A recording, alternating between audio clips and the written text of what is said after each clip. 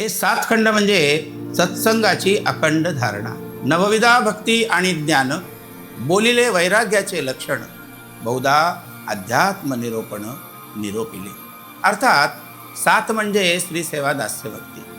श्री समर्थाने जन्मापासून ते निजधमापर्यंतचा काळ हा प्रभू श्री रामचंद्रांच्या चरणी विलीन करून आपल्या आयुष्याचे कल्याण केले आणि अखिल विश्वाला ग्रंथसंपदा, अनेक अभंग, आरत्या आणि सामर्थ्याची उपासना देऊन अखिल जीवसृष्टीला सामर्थ्य पुरवले. प्रशांतजी पहिल्या खंडामध्ये समर्थांच्या जन्माच्या आधीचा अत्याचाराचा आलेख विस्तारित स्वरूपात आपण पाहिला. नंतर दुसरा खंड ही बालावस्था, अर्थात निर्गुण निराकार सगुण साकार परब्रह्म अवस्था. त्यामध्ये नारायणाचा जन्म, तसेच साक्षात्कार आणि चमत्कारिक बाललीला, पुढे उपासना मंत्राची प्राप्ती आणि शेवटी आईला दिलेल्या वचनाप्रमाणे नारायणाचे बोळ्यावर उभं राहून लग्न मंडपातून निघून जाणे. पुढील तिसरा खंड ही तारुण्य अवस्था, अर्थात सतेज त्रिगुणातीत प्रखर वैराग्याची अवस्था. या तारुण्य अवस्थेमध्ये आपल्याला चमत्काराचे आणि साक्षात्काराचे दर्शन होईल आणि यामध्ये 12 वर्षात समर्थांनी समाज प्रबोधनातून अध्यात्माची सुरुवात केली आणि नाशिक टाकळी येथील टाकळी या गावी पहिल्या गोमय मातेची स्थापना केली आणि पुढे तीर्थाटनाला आरंभ झाला.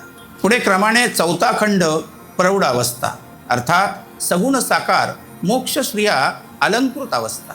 या अवस्थेमध्ये श्रोते हो, 12 वर्षात सगुण असून निर्गुण स्वरूपात असे तो हिमाचल ते कन्याकुमारीपर्यंत तीर्थाटन आणि देशाटन.